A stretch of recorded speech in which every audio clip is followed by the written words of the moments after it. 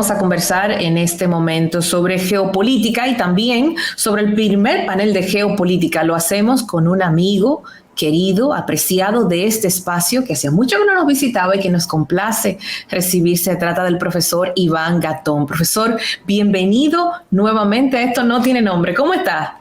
No, muy bien, muy entusiasmado, pudiendo llevar a cabo un proyecto que desde hace mucho tiempo entendíamos que el país debía tener, porque Cavada, que ha tenido la oportunidad de tener otro tipo de, digamos, de referencia en su educación, sabe que el río Sama no es el río Potomac. Exacto. Sí, porque si usted toma desde la Máximo Gómez hasta la Núñez de Cáceres, la gente piensa que es Shanghái o la City de Londres. Nada que ver. Y es el Caribe y es Santo Domingo, como debe ser. Y por eso el panel sobre geopolítica. Ahora, dígame un poquito sobre este primer panel. Va a ser el día 29. Cuénteme un poquito, primero, de cómo lo componen, también la motivación para llegar a él, pero quiénes van a participar, a quién podremos escuchar, con quién podemos debatir. La primera persona que participará es el coronel Pedro Baños. Pedro Baños es el autor, este es su último libro, Pedro Baños, La Encrucijada Mundial.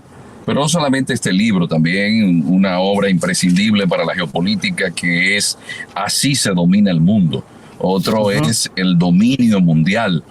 Es la persona que más libros sobre geopolítica ha podido vender, una gran figura en toda Europa, América Latina, y que vamos a tener gracias a la gentileza de amigos que pueda estar con nosotros dando la bienvenida a un panel donde por primera vez en la República Dominicana se estarían abordando los ejes transversales que debe nuestro país tomar en consideración. Allí tendremos, por ejemplo, para hablar de los grandes precursores de la geopolítica y el pensamiento geopolítico.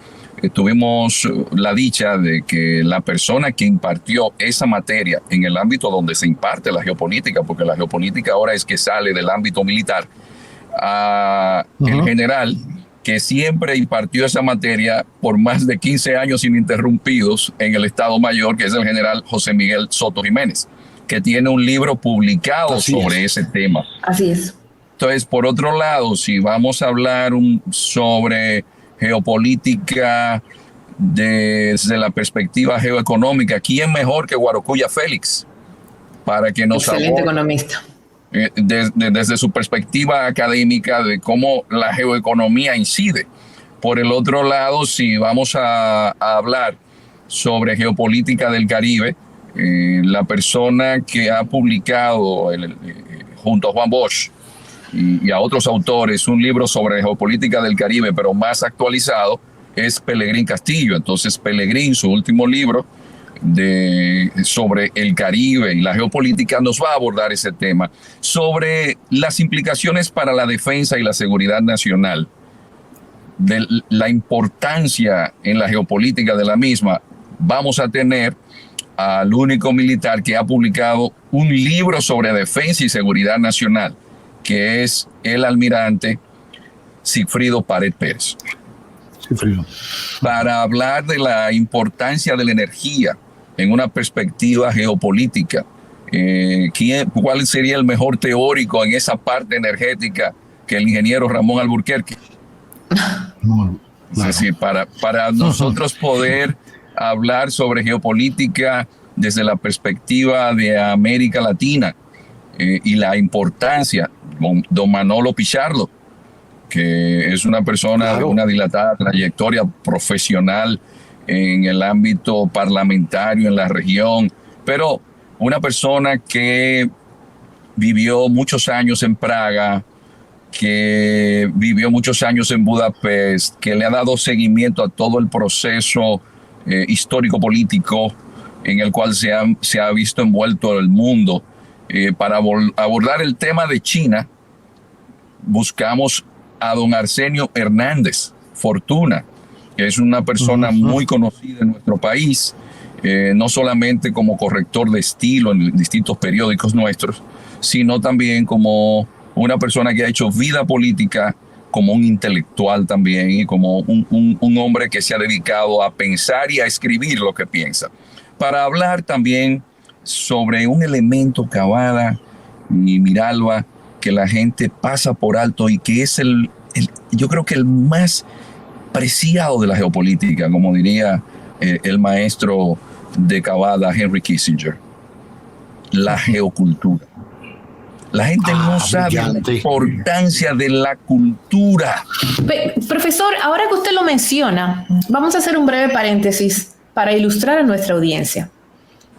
Explíquenos qué es la geopolítica y cuál es el papel que juega en la vida del ciudadano normal y la geocultura. Cómo ambas cosas, a veces, aun sin nosotros percibirlo, nos trabajan desde la psiquis. Explíquenos, profesor. Pero la geopolítica definida desde la perspectiva, digamos, de la geopolítica clásica, es la conciencia geográfica del Estado. Es lo que diría Haushofer. La conciencia geográfica del Estado. ¿Qué quiere decir con la conciencia geográfica? Que usted está determinado por su clima. Usted está determinado por las tierras fértiles que usted tenga. Usted está determinado, como es el caso de Cuba, que mucha gente todavía no logra entender, que Cuba está determinada por la geografía porque es la isla que cierra el acceso al Golfo de México, que es por donde sale el río Mississippi, que es fundamental para Estados Unidos. Entonces, la geopolítica nos muestra a nosotros que si usted es Japón, entre Rusia y China, por eso la guerra ruso-japonesa, por eso luego las fricciones entre Japón y China. Usted inevitablemente, ubicado donde se encuentra, va a tener problemas. Si usted es Polonia, entre Alemania y Rusia, ¿qué le va a suceder? Y si usted es República Dominicana, ubicada en el corazón del Caribe, junto a Haití, ¿no es el corazón del Caribe? ¿No es esto importante desde la perspectiva geopolítica talasocrática? Porque en la geopolítica existen dos tipos de imperio: el marítimo y el terrestre. Entonces, la geocultura sucede que hay 4 elementos que determinan la geopolítica. Uno es el militar, otro es el económico, el otro es el tecnológico y el otro es el cultural. Pero ¿qué sucede? Que usted dice, ¿y qué tiene que ver la cultura? No, es que la cultura es lo que permite a un pueblo como la India haber sido invadido por el imperio inglés y no haber perdido sus tradiciones y costumbres. Y hoy, en el siglo XXI, India se ve como la futura potencia principal del planeta junto a China. O es lo que permite a un imperio como era el chino hasta el siglo XIX de tener el 30% del Producto Interno Bruto del mundo. Le entraron el opio, todo el mundo se lo repartió. Y luego, en base a mantener su cultura, sus tradiciones y sus costumbres, disfraza un proyecto que se llama comunista, pero que tiene mucho del confucianismo, y ese pueblo entonces se levanta. ¿Pero en base a qué? A que nunca perdieron sus tradiciones y sus costumbres, su cultura. Entonces, ¿por qué hoy, en el siglo XXI, la disputa en el ámbito cultural, en la red, en términos idiomáticos, no se da entre el chino y el inglés, sino entre el español y el inglés? Porque la visión que tuvo Isabel la Católica, que le financia a Nebrija la gramática española, y luego con ese idioma, que según Tolstoy es un idioma que permite unos niveles de abstracción tales y un nivel de vocabulario tan ampliado que el ser humano puede hablar con Dios.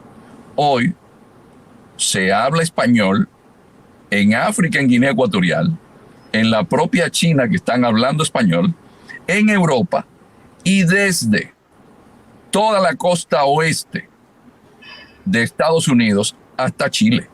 o del otro lado, exceptuando Brasil, Guyana y Surinam, en toda América del Sur.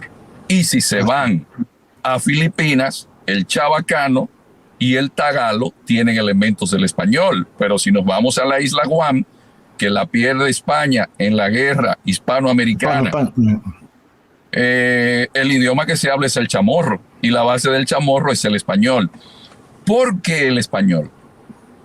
Porque en la política de Isabel la Católica, ese idioma español se le enseña también a los indígenas y se les crea universidades. Fíjense la importancia de la cultura a un nivel tal que Descartes admite luego que quien lo influencia a él es el padre Rubio, que era un profesor de la universidad que estaba en México, porque el imperio español llegaba y construía universidades. El ejemplo es República Dominicana, bula papal in apostulatus culmine, que permite el 28 de octubre de 1538 la creación de la Universidad de Santo Domingo. Así es. Pero si usted estaba en el imperio portugués, usted tenía que ir a Coimbra.